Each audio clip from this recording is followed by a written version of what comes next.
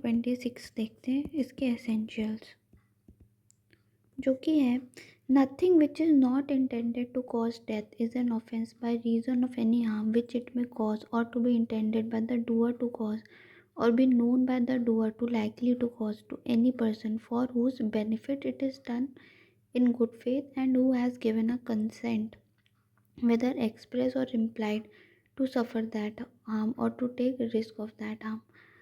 मतलब पहला है इसमें बेनिफिट जो किया गया है वो गुड फेथ में है। दूसरा है कंसेंट, भले वो एक्सप्रेस्ड हो या इम्प्लाइड हो, किस चीज़ की, सफ़र करने की या रिस्क लेने की। इसमें एग्जांपल से देखते हैं। एक सर्जन था, उसको मालूम था कि एक पर्टिकुलर ऑपरेशन है जो कि जेड की डेथ कॉज कर सकता है, लेकिन वो डेथ कॉज करना नहीं चाहता था और गुड फेथ में उसने वो ऑपरेशन किया जेड की कंसेंट से, तो इसने कोई ऑफेंस नहीं किया। फिर हम आते हैं 27 में, जो कि है act done in good faith for benefit of child और पर्सन ऑफ अनसाउंड माइंड और बाय कंसेंट ऑफ गार्जियन। ये कहता है कि कोई भी चीज़ ऑफेंस नहीं है जो कि गुड फेथ में की गई हो पर बेनिफिट ऑफ अ पर्सन जो कि 12 साल से कम हो या फिर अनसाउंड हो, और बाय कंसेंट ईदर एक्सप्रेस और इम्प्लाइड ऑफ गार्जियन। ठीक है, तो हमारे क्या एसेंशियल्स निकल गया है सेक्शन 27 के, या तो चाइल्ड हो 12 से कम का, या तो अनसाउंड हो, या तो कंसेंट हो गार्जियन का, भले एक्सप्रेस या implied. Having lawful charge of that person is an offence by reason of any harm which it may cause or be intended by the doer to cause or be known by the doer to likely to cause। मतलब कर सकता है, हो सकता है, या उसको पता था हो सकता है। इसके इसके अपने ही एक्सेप्शंस हैं।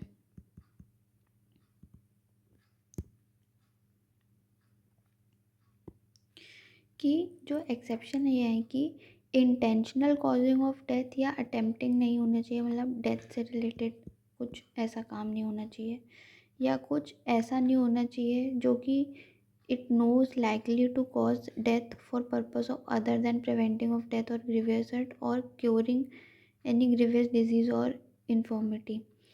कि मतलब ऐसा कुछ ना करो जो डेथ कॉज कर सकता है अदर देन आप उसको बचा रहे हो किसी तरीके से, या voluntarily causing of grievous hurt, death death in any way other than. ये एक तरह से एक्सेप्शन का भी एक्सेप्शन है, वॉलेंट्रली कॉजिंग ग्रीवियस हर्ट या फिर अबेटमेंट, एनी ऑफेंस।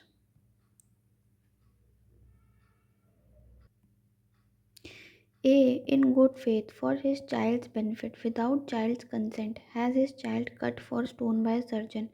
उसको पता था कि ऑपरेशन चाइल्ड की डेथ कॉज कर सकता है, और ये ए इसी एक्सेप्शन में है क्योंकि वो ऐसा चाहता नहीं था, वो तो बस उसे बचा रहा था।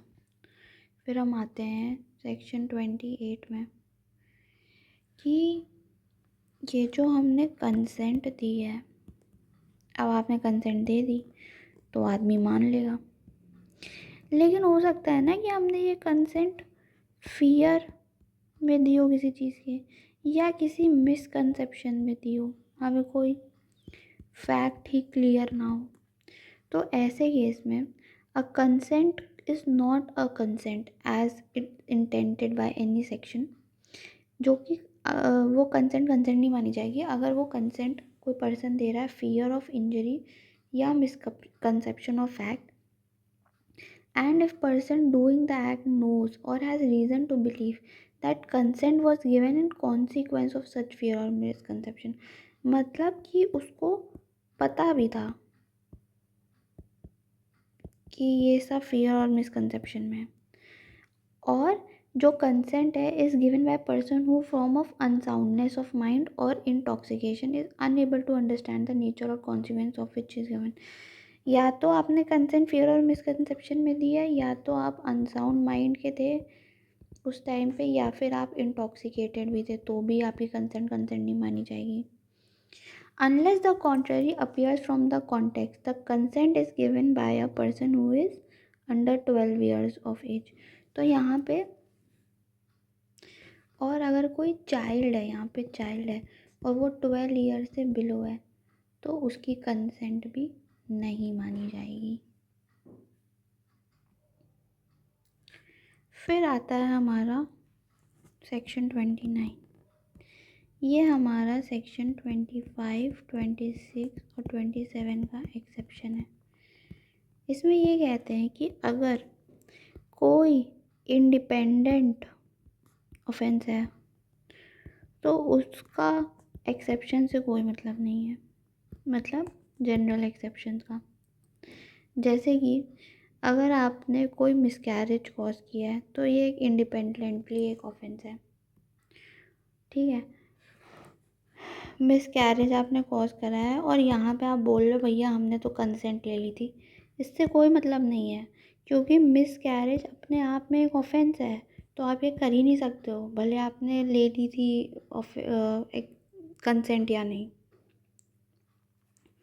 ये जो सेक्शन है, act done in good faith for benefit of person without consent, ये कहता है कि अगर एक पर्सन का बेनिफिट हम देख रहे हैं और उस टाइम पे जैसे कि वो कुछ कह नहीं सकता, कंसेंट नहीं दे सकता है, तो उसके लिए कोई भी एक्ट जो किया गया है गुड फेथ में वो ऑफेंस नहीं है.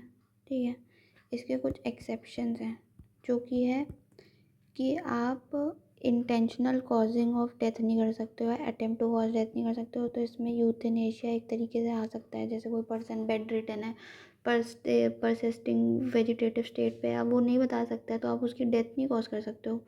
इसीलिए यूथेनेशिया भी एक तरीके से अलाउड नहीं है इंडिया में. The doing of anything which the person doing it knows to likely to cause death for any purpose other than preventing of death और ग्रीवियस हर्ट. ये भी सेम ही चीज़ बोल रहा है. आप वॉलेंट्रली हर्ट नहीं कॉज कर सकते हो, या फिर अबेटमेंट ऑफ एनी ऑफेंस. तो इसमें ये कहते हैं कि जैसे कि जेड था, वो हॉर्स से गिर गया था, तो एक सर्जन को वो मिलता है, उसको पता चलता है कि उसकी जो पैर है उसमें चोट आया और उसको ट्रेपैंड करने की ज़रूरत है. इसका मतलब है उसको काटने की ज़रूरत है. ए नहीं चाहता था कि उसकी डेथ हो, लेकिन गुड फेथ में उसके बेनिफिट के लिए उसको ये करना पड़ा. ट्रेपैन का मतलब है कि आप ऐसे, आपका पैर है, आपने यहाँ पे ऐसे बेल्ट या किसी बहुत टाइट चीज़ से उसका खून रोक के इसको काट दिया. मेडिकल प्रोसीजर है, बट ये थोड़ा हश हश में किया जाता है, जल्दी जल्दी में, तो प्रॉपर इसमें इसको सर्जरी नहीं कह सकते. तो ये ऑफेंस नहीं है. फिर आता है हमारा communication made in good faith. तो ये कहता है कि no communication made in good faith is an offence by reason of any harm to the person to whom it is made if it is made for benefit of that person. इसका मतलब है हमने कुछ communicate करा, उसके benefit के लिए करा, और उसकी वजह से, इस कम्युनिकेशन की वजह से पर्सन को कुछ हो गया, तो ये ऑफेंस थोड़ी है. अब जैसे कि एक डॉक्टर है, उसके पास एक पेशेंट की रिपोर्ट थी जिसमें उसको कैंसर डिटेक्ट हुआ था. अब डॉक्टर ने ए को बताया, अब ये सुन के इसको हार्ट अटैक ही हो गया, तो ये ऑफेंस थोड़ी है. उसके बाद आता है act to which a person is compelled by threat, मतलब उसको फोर्स किया गया. तो इसमें दो एक्सेप्शन है. एक है मर्डर, दूसरा है ऑफेंस अगेंस्ट स्टेट. इसके अलावा कुछ भी ऑफेंस नहीं है अगर किसी पर्सन को कंपल किया गया है थ्रेट से, जो कि रीजनेबली कॉज करता है apprehension of instant death to that person will otherwise be the consequence. मतलब इन दोनों को छोड़ के अगर किसी पर्सन को थ्रेट करा जा रहा है, इंस्टेंट डेथ उसको लग रहा है उसकी हो जाएगी, तो इसकी वजह से अगर वो कुछ एक्ट करता है तो वो ऑफेंस नहीं है. Provided that the person doing the act did not of his own accord, मतलब ओन अकॉर्ड, अपनी मर्जी से नहीं जा रहा है, और from a reasonable apprehension of harm to himself, short of instant death, place himself in situation by which he became subject to such constraint. मतलब कि एक तो खुद से नहीं, दूसरा उसने खुद को नहीं ऐसी सिचुएशन में डाल लिया, और ऐसा भी नहीं है कि वहाँ इंस्टेंट डेथ का सीन है, नहीं है, तब भी वो करा जा रहा है। इसका फर्स्ट एक्सप्लेनेशन है कि a person who on his own accord, मतलब वो खुद से गया था, उसने गैंग ऑफ डकॉत ज्वाइन करी थी, तो वहाँ पे उसको कंपेल किया गया, तो ये बेनिफिट नहीं मिलेगा इसको। दूसरा है पर्सन सीज्ड, मतलब इसको उठा लिया गया, उसको फोर्स किया गया, इसको थ्रेट ऑफ इंस्टेंट डेथ थी, तो इसको ताला तोड़ना पड़ा, तो यहाँ पे ये एक्सेप्शन है। फिर आता है ये एक्ट कॉजिंग स्लाइट हार्म, इसको हम लोग ट्रिफलिंग एक्ट भी कहते हैं। इसका एक मैगज़िम है, वो है दे मिन नॉन क्यूरेट लेक्स, जिसका मतलब होता है law does not see small matters.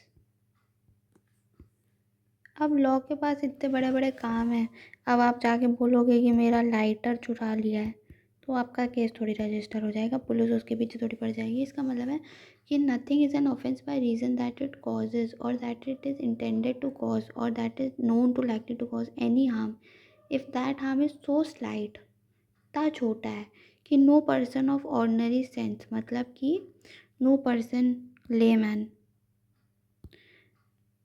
And temper would complain of such harm, मतलब इतना छोटा सा है कि कोई उसकी कंप्लेन नहीं करेगा।